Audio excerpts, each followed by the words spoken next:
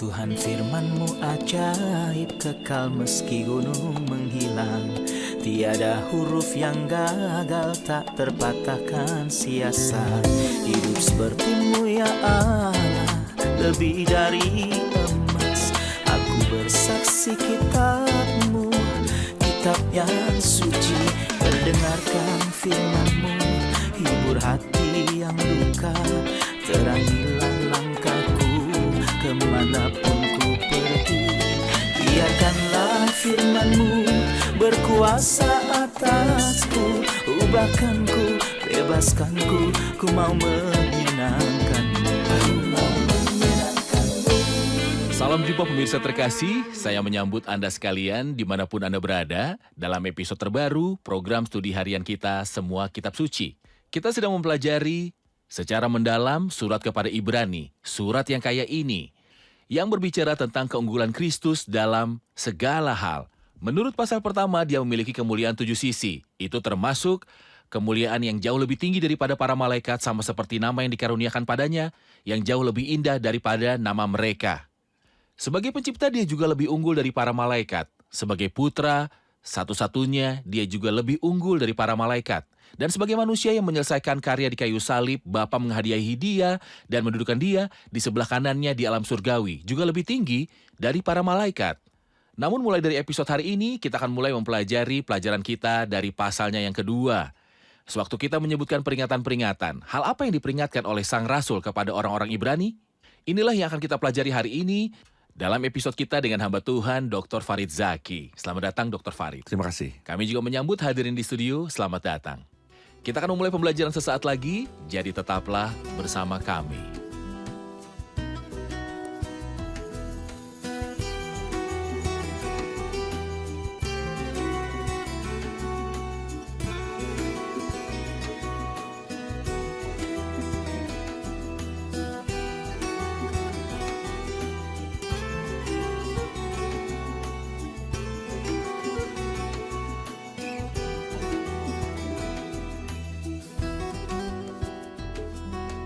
Berjumpa lagi Dr. Farid.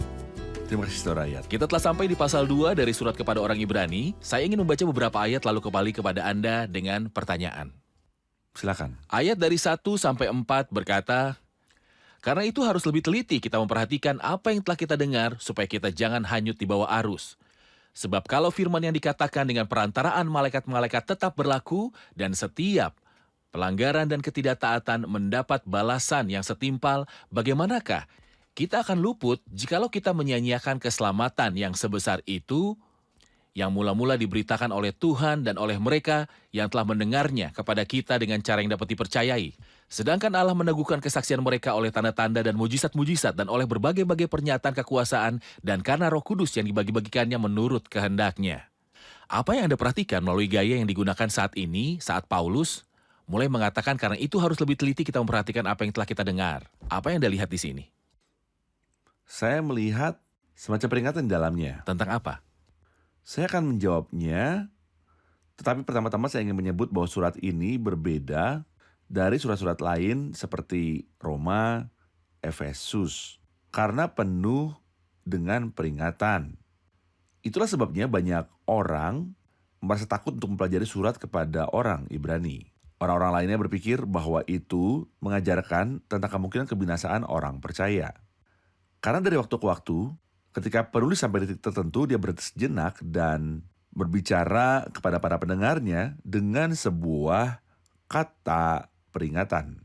Ada 6 kalimat yang dapat saya sebut intersepsi yang berisi 6 peringatan dari 6 bahaya. Oke. Yang pertama adalah ini, di mana dia memperingatkan agar tidak mengabaikan firman Tuhan. Sebab itu, frase ini datang, bagaimanakah kita akan luput jikalau kita menyiapkan keselamatan yang sebesar Arti itu. dari- Nanti kita akan mendiskusikan Benar. keselamatan yang begitu besar. Peringatan kedua ada di pasal 3 dari ayat 7 sampai akhir pasal ini. Dia memperingatkan agar tidak melakukan firman Allah dan terhadap ketidakpercayaan yang benar-benar berbahaya. Peringatan ketiga ada di pasal 5 ayat 11 sampai akhir pasal ini. Dia memperingatkan agar tidak lambat mendengar atau lambat mengerti. Ajaran yang sangat jelas disampaikan kepada orang-orang, tetapi mereka tidak memahaminya. Mereka tidak pandai. Peringatan keempat ada di pasal 6, pasal terkenal itu. Ini ada peringatan terhadap bahaya kemurtatan. Oke. Ketika kita sampai pada pasal itu, kami akan menjelaskan konsep ini dan apa artinya. Peringatan kelima ada di pasal 10. Ini adalah peringatan untuk tidak meremehkan Kristus dan darahnya. Ya, Peringatan terakhir ada di pasal 12. Ini adalah peringatan untuk tidak menyangkal apa yang telah disingkapkan melalui surat ini. peringatan pertama ditemukan di sini di pasal yang pertama. Ya. Karena itu harus lebih teliti kita memperhatikan apa yang telah kita dengar supaya kita jangan hanyut di bawah arus. Anda memberi judul peringatan ini sebagai mengabaikan firman Allah. Mengabaikan apa yang telah Allah katakan kepada kita. Mohon penjelasan Anda. Mari kita jelaskan struktur kalimat ini. Karena itu harus lebih teliti kita memperhatikan apa yang telah kita dengar, apa yang telah aku tulis kepadamu. Supaya kita jangan hanyut di bawah arus. Dan kata tadi kalau kita gagal mengikutinya, itu berarti bahwa Allah telah mengungkapkan sesuatu kepada kita. Kita menerimanya atau mengabaikannya. Di sini dia tidak berbicara tentang menolak firman itu, tapi tentang mengabaikannya. Kita telah mendengarnya, maka kita dapat saja mengabaikannya. Lalu ia memberikan alasannya dengan berkata, sebab kalau firman yang dikatakan dengan perantaraan malaikat-malaikat tetap berlaku. Yang berarti bahwa firman hukum Taurat yang Allah berikan kepada Musa dan disampaikan oleh para malaikat dapat diandalkan dan tidak dapat diubah. Bahkan perintah ini, ingatlah dan kuduskanlah hari Sabat. Ya. Ketika seorang pria terlihat mengumpulkan kayu api pada hari Sabat, orang-orang pergi kepada Musa. Bertanya kepadanya bagaimana orang ini akan ditangani. Dia menyuruh mereka untuk menahannya sampai dia bertanya kepada Tuhan. Dan untuk memastikan bahwa wahyunya tidak dapat diubah, untuk tidak dapat dimanipulasi, Tuhan memerintahkan mereka untuk merajam dia dan dilempari batu. Ngomong-ngomong, kisah ini ditemukan di dalam Kitab Bilangan pasal 15 di akhir pasal ini. Iya. Tuhan peduli akan firman-Nya. Jika perkataan hukum Taurat dari perjanjian lama, perjanjian yang akan berakhir tetap dan tidak dapat berubah. Setiap pelanggaran dan ketidaktaatan mendapatkan balasan yang setimpal. Lalu ia melanjutkan kepada sebuah tingkat alasan yang lebih tinggi. Bagaimanakah kita akan luput Jika kita jika kita menyanyiakan. hanya menyanyiakan keselamatan sebesar itu? Siapa yang telah mendeklarasikan keselamatan itu? Kristus. Ketika kita membaca Alkitab, saudara ayat, kita menemukan bahwa Kristus telah mendeklarasikan keselamatan dengan cara yang luar biasa. Misalnya ia berkata, marilah kepadaku semua yang letih lesu dan beban berat. Aku akan memberikan kelegaan kepadamu. Dia berkata kepada perempuan itu, orang berdosa yang datang kepadanya, menangis dan basuh kakinya dengan air matanya. Kata yang indah ini, dosamu telah diampuni, imanmu telah menyelamatkan engkau. Pergilah dengan selamat. Zakheus, pemungut cukai, percaya kepada Kristus. Imannya terbukti benar ketika dia tidak lagi dikendalikan oleh uang. Kristus berkata tentang dia, hari ini telah terjadi keselamatan kepada rumah ini. Kristus selama hidupnya telah mendeklarasikan keselamatan. Oke. Setelah kenaikannya ke surga, murid-muridnya memberitakan keselamatan. Itu menyatakan keselamatan. Itu semua menyatakan keselamatan. Oke. Itu sebabnya ia berkata yang mula-mula diberitakan oleh Tuhan dan oleh mereka yang telah mendengarnya kepada kita dengan cara yang dapat dipercayai, sedangkan Allah meneguhkan kesaksian mereka. Dan dia menyebutkan beberapa hal yang perlu saya ketahui. Peran apa yang mereka miliki dalam topik keselamatan di sini? Allah meneguhkan kesaksian mereka oleh tanda-tanda dan mujizat-mujizat dan oleh berbagai-bagai pernyataan, kekuasaan dan karena Roh Kudus. Bagaimana firman Allah dibuktikan oleh hal-hal ini? Para rasul yang mewartakan keselamatan dari Allah memiliki pesan disertai dengan tanda-tanda. Mengapa demikian? Karena para pendengar dibagi menjadi dua kelompok. Entah mereka orang Yahudi yang menolak firman dan perlu menyaksikan mujizat, itu membuktikan apa yang telah dikatakan tentang Kristus yang mati dan bangkit. Atau mereka adalah orang non-Yahudi atau hidup dalam kegelapan. Oleh karena itu firman itu harus dibuktikan. Karena itu berasal dari Allah yang benar dan hidup. Di sini dia membuktikan 4 hal.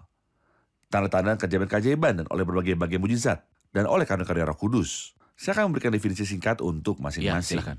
Tanda-tanda adalah keajaiban-keajaiban yang dilakukan oleh Allah.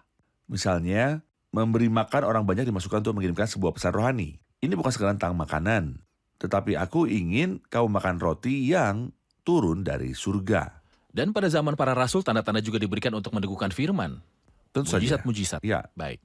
sebuah keajaiban mengacu pada kejadian supranatural yang menarik perhatian pemirsa, agar mereka dapat mendengarkan firman. Keajaiban yang dilakukan akan menarik mereka untuk mendengarkan firman Tuhan. Contohnya apa yang terjadi dalam kitab Kisah Para Rasul 3. Ketika Petrus menyembuhkan orang lumpuh di gerbang indah di Bait Suci, yang telah lumpuh lebih 40 tahun. Ketika Petrus menyembuhkan orang itu, orang-orang berkumpul dan dengan demikian Petrus berbicara kepada mereka tentang Yesus Sang Juru Selamat.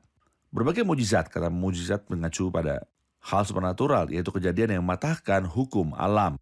Ya, Misalnya seekor ular memagut tangan Paulus. Ular itu berbisa. Orang-orang mengharapkan dia membengkak dalam beberapa menit atau tiba-tiba jatuh mati karena bisanya. Dia mengibaskan ular itu, tidak ada hal yang buruk terjadi padanya. Jadi orang-orang mulai bertanya-tanya bagaimana itu bisa terjadi. Oleh karena itu, pintu penginjilan terbuka. Kadang-kadang Roh Kudus mengacu pada penangkapan khusus dengan kadang-kadang khusus seperti bicara dalam bahasa roh, menyembuhkan orang sakit, dan sebagainya. Di sini, saudara ayat yang menambahkan kata yang begitu penting, karunia Roh Kudus dibagikan sesuai dengan kehendaknya. iya. Itu sesuai dengan kehendak Roh Kudus. Bukan kehendak atau keinginan saya untuk melakukan hal itu. Tetapi karunia ini diberikan oleh Roh Kudus. Jadi oleh karena itu kita ada di hadapan keselamatan yang begitu besar. Bagus. Karena dia yang mewartakan itu besar, yaitu Kristus sendiri, yang menyelesaikannya adalah Kristus sendiri, hasilnya besar dan juga konsekuensi dari mengabaikannya juga besar. Bahaya. Bagaimana kita akan luput jika Sempurna. menyanyiakan keselamatan besar ini? Kita saksikan laporan dan kembali untuk menjawab pertanyaan hadirin. Silakan. Ketika Kristus datang ke bumi sebagai manusia, dia berada dalam posisi yang lebih rendah dari para malaikat. Dia datang sebagai seorang manusia ke dalam rahim perawan yang diberkati dan menjadi sebagai manusia. Kita akan mengenal dua hal tentang Kristus dalam Ibrani. Yang pertama, dia mendeklarasikan Allah kepada manusia. Kedua, dia mewakili manusia di hadapan Allah. Jadi, pemirsa terkasih, kita memiliki seseorang yang mewakili kita di surga. Betapa hebatnya memiliki seorang wakil yang berdiri dan membela kita di hadapan Allah. Saya ingin tahu apakah saat ini masih ada tanda-tanda dan keajaiban-keajaiban seperti yang dilakukan pada zaman para rasul?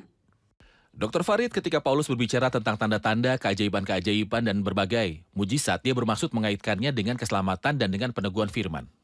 Apa peran dari semua itu saat ini?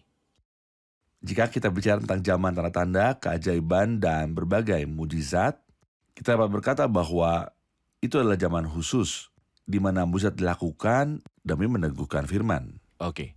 Kita dapat berkata bahwa dengan berakhirnya wahyu dari kitab terakhir, kitab wahyu pada akhir abad pertama, tanda-tanda dan mujizat yang dilakukan memainkan peran mereka, yaitu menyokong firman. Menyokong. Jadi Itu semua menyokong firman firman itu bagi mengatakan kami. itu menyokong kami. Namun Allah berdaulat. Dia tidak terbatas, dia tidak pernah bisa dibatasi. Di era manapun, dimanapun, jika Allah ingin menggunakan sebuah tanda atau mujizat, dia dapat melakukannya. Oke. Sekali lagi saudara ayat, saya ingin menunjukkan bahwa mereka yang mengadakan tanda-tanda dan keajaiban tidak ada lagi. Benar. Allah mampu. Kita bahkan dapat menyaksikan seseorang dibangkitkan dari kematian. Atau seorang dengan penyakit kronis yang sedang disembuhkan. Ya, itu bisa terjadi, tapi saat ini tidak ada yang bisa mengklaim bahwa dia memiliki karunia seperti itu. Seperti yang Paulus miliki Ya, seperti misalnya. Paulus memilikinya. Oke. Ya, Paulus mempunyai dia karunia punya. ini, Petrus juga punya karunia ini. Karunia itu dulu terkait dengan seorang pada Terkait zaman seseorang. itu. Dengan demikian, tanda dan tanda-tanda keajaiban harus dibuktikan. Saat ini Allah mampu menyelamatkan dan membangkitkan dari kematian dengan membangkitkan dari kekuasaannya kematian dengan kekuasaan mutlaknya. yang Karena mutlak. siapa yang membatasi kekuasaan Allah? Namun tanda-tanda dan Ya, mujizat-mujizat itu bukan bukanlah ciri. ciri-ciri dari zaman sekarang Itu ini. zaman kita sekarang. Baik, terima kasih untuk klarifikasinya. Sekarang mari kita pergi ke ayat-ayat mulai dari ayat 5 yang mengatakan, sebab bukan kepada malaikat-malaikatlah ia taklukkan dunia yang akan datang yang kita bicarakan ini. Telah disaksikan di suatu tempat, apakah manusia, sehingga engkau mengingatnya, apakah anak manusia, sehingga engkau mengindahkannya. Namun engkau telah membuatnya hampir sama seperti Allah dan telah memahkotainya dengan kemuliaan dan hormat. Saya ingin tahu apa yang dimaksud dengan kata-kata ini, dan apakah itu dunia yang akan datang? Saudara ayat, saya percaya bahwa mulai dari ayat 5, dia menunjukkan tema, dia mulai menjelaskan dari akhir pasal 1. Di sana dia menyoroti bahwa Kristus lebih unggul daripada malaikat sebagai anak Allah. Di sini dalam pasal 2 temanya adalah bahwa Kristus lebih unggul dari malaikat menjadi anak manusia. Oke. Oleh karena itu pasal 1 membuktikan dengan bukti bahwa Kristus adalah anak Allah dan bahwa dia lebih unggul daripada malaikat. Pasal 2 menyoroti fakta bahwa Yesus anak manusia lebih unggul daripada malaikat sebagai anak manusia. Oke. Oleh karena itu dia memperkenalkan gagasan. Dia berbicara tentang dunia yang akan datang, yang baru saja Anda tanyakan kepada saya. Dunia yang akan datang adalah zaman yang akan datang. Itu adalah pemulihan. Masa memulihkan segala sesuatu itu adalah kerajaan milenium. Masa penyegaran. Masa penyegaran. Ini semua adalah sinonim dari era itu di mana Kristus akan memerintah di bumi selama 1000 tahun seperti yang dikatakan di kitab Wahyu. Dunia yang akan datang. Ya, di masa mendatang. Ya, dalam bahasa Inggris Masa itu adalah mendatang. masa mendatang. Merujuk pada masa depan. Dapatkah Anda mengklarifikasi perbedaan antara zaman-zaman yang berbeda atau dunia-dunia seperti yang disebutkan dalam Alkitab? Dalam Alkitab, 3 dunia yang berbeda secara kronologis disebutkan. Dunia yang ada sebelum air bah disebut dunia kuno. Di zaman di mana Nuh dan nenek moyang telah hidup. Apa yang terjadi setelah air bah disebut dunia jahat saat ini. Kita saat ini hidup di era ini. Hingga saat ini. Itu akan berakhir dengan penghakiman yang datang di bumi. Era kerajaan milenial disebut dunia yang akan datang. Setelah kerajaan milenium, penghakiman orang mati akan terjadi. Itu tidak akan diikuti oleh dunia lain. Lalu akan ada langit baru dan bumi baru. Itu bermula dengan kekekalan menyatu dengan kekal. Dan kita keluar dari konsep masa. Baik, jadi dunia kuno meluas dari penciptaan hingga air bah, lalu dunia jahat saat ini meluas dari air bah, sampai penghakiman yang akan datang di bumi setelah kedatangan Kristus ke dunia. Akhirnya dunia yang akan datang adalah kerajaan 1000 tahun. Oke. Mengenai dunia yang akan datang, kerajaan 1000 tahun, dikatakan sebab bukan kepada malaikat-malaikatlah ia taklukkan dunia yang akan datang yang kita bicarakan ini. Lalu dia berbicara tentang hal aneh yang kami butuh Anda untuk menjelaskannya. Ada orang yang pernah memberi kesaksian di dalam suatu nas katanya, apakah manusia sehingga engkau mengingatnya atau anak manusia sehingga engkau mengindahkannya? Apakah dia berbicara tentang manusia secara umum ataukah orang tertentu dengan mengatakan kata-kata ini? Oke. Pertama ini dikutip dari Mazmur 8 yang dimulai seperti ini. Ya Tuhan, Tuhan kami, betapa mulianya namamu di seluruh bumi. Jika aku melihat langitmu, buatan jarimu. Lalu Daud berkata ketika dia merenungkan angkasa dan bintang-bintang di malam hari. Ia melihat kepada dirinya sendiri dan berkata kepada Allah, apakah manusia sehingga engkau mengingatnya? Apakah anak manusia sehingga engkau mengindahkannya? Di bagian ini referensi langsung adalah pada manusia yang diciptakan oleh Allah. Adam yang diciptakan oleh Allah, Adam yang lemah dan dari debu. Dan kata manusia adalah Enoh yang berarti rapuh, lemah. Anak manusia kata kedua adalah Adam yang berarti adalah debu. Dia berbicara tentang manusia. Apa yang dalam pikiran Allah terhadap manusia ketika dia menciptakannya?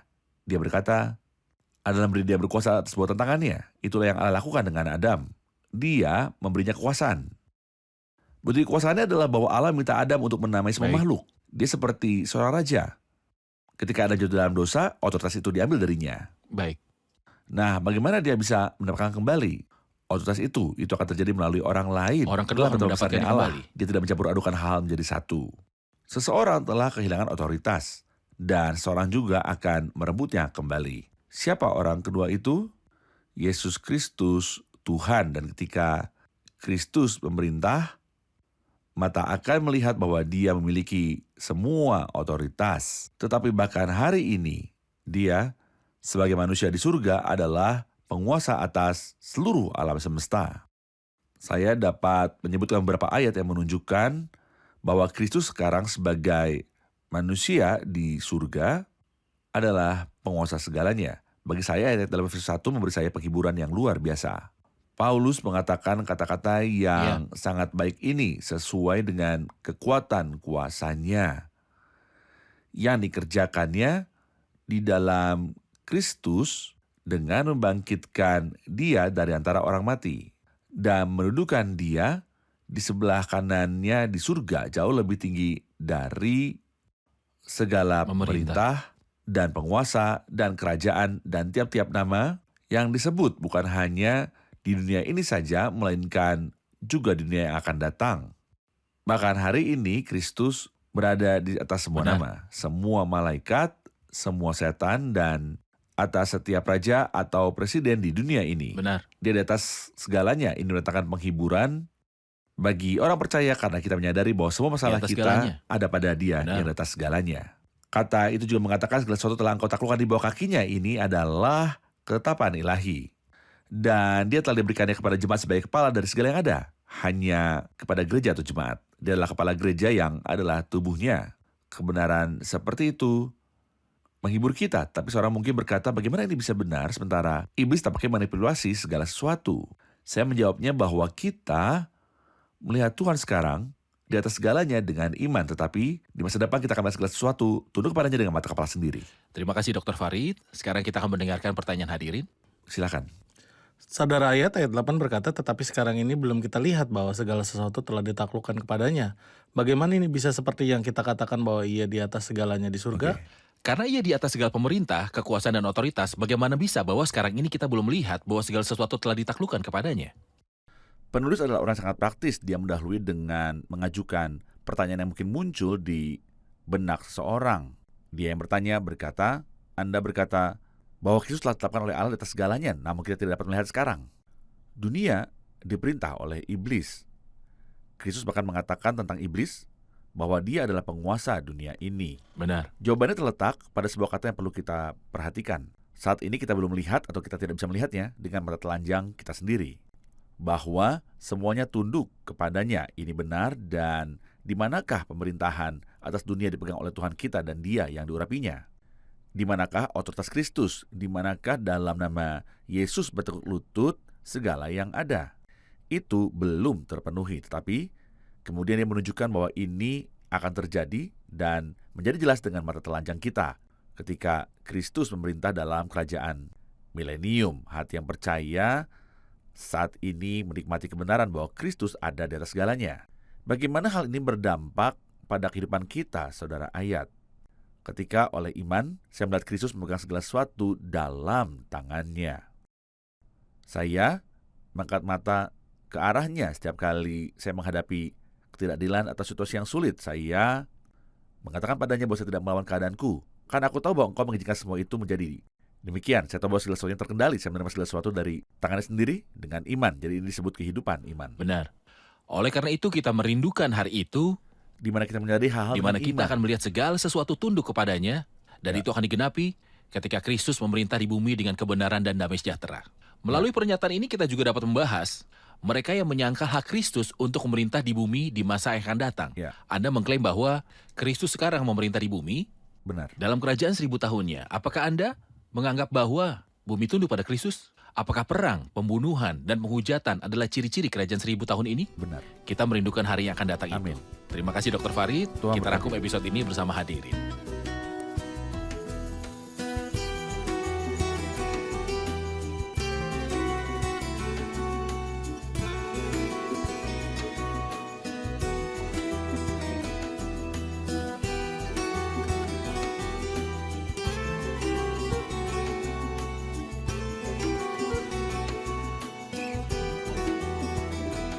Halo semua. Pasal ini dimulai dengan peringatan. Bisakah seseorang mengingatkan kita tentang hal itu? Dan juga serangkaian peringatan yang mengikutinya? Surat ini memiliki 6 peringatan. Pasal 2 menyoroti peringatan agar tidak mengabaikan firman Tuhan. Pasal 3 memperingatkan kita agar tidak meragukan firman Tuhan terhadap ketidakpercayaan.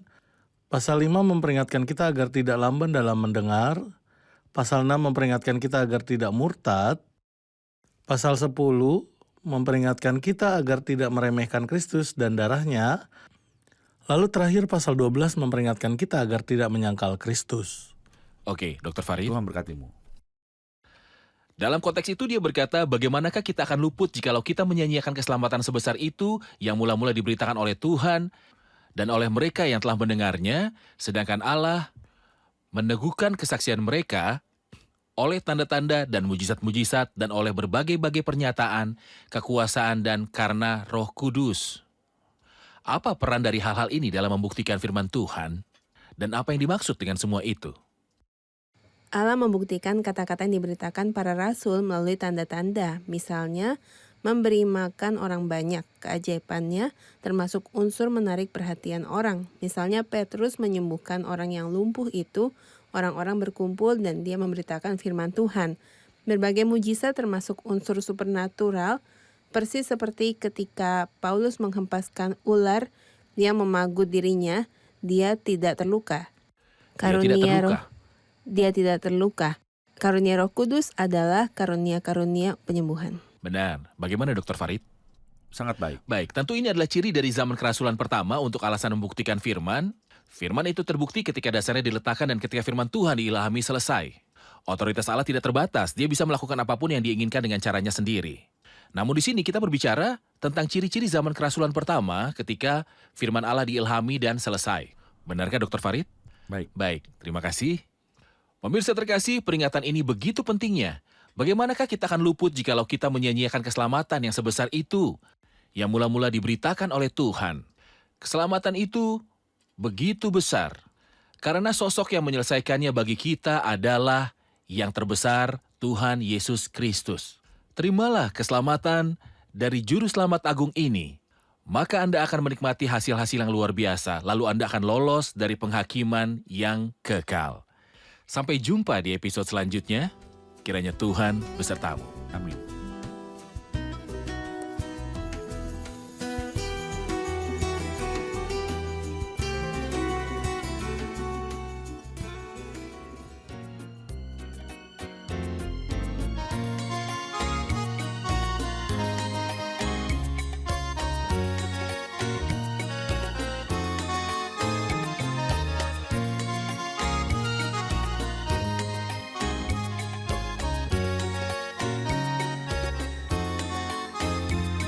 حبيبي أيا من لأجلي جرحت وعني ذبحت بأيدي الخطى أراك حبيبي لذنبي صلبت وكأسي شربت وأنت الإله أراك حسبت مع الآثمين فتاج من الشوك فوق الجبين ولص يسارا ولص يمين وأصوات جند لك قائلين لتنجو إذا كنت أنت الإله لتنجو إذا كنت أنت الإله لتنجو إذا كنت أنت الإله.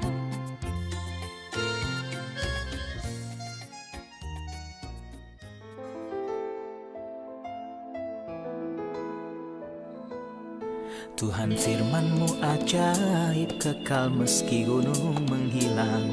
Tiada huruf yang gagal, tak terpatahkan siasat. Hidup seperti-Mu ya Allah, lebih dari emas. Aku bersaksi kitab-Mu, kitab yang suci. Terdengarkan firman-Mu, hibur hati yang luka. Terangilah langkahku kemanapun ku pergi. Biarkanlah firman-Mu berkuasa atasku. Ubahkanku, bebaskanku, ku mau menyenangkan-Mu. Tuhan firman-Mu ajaib, kekal meski gunung.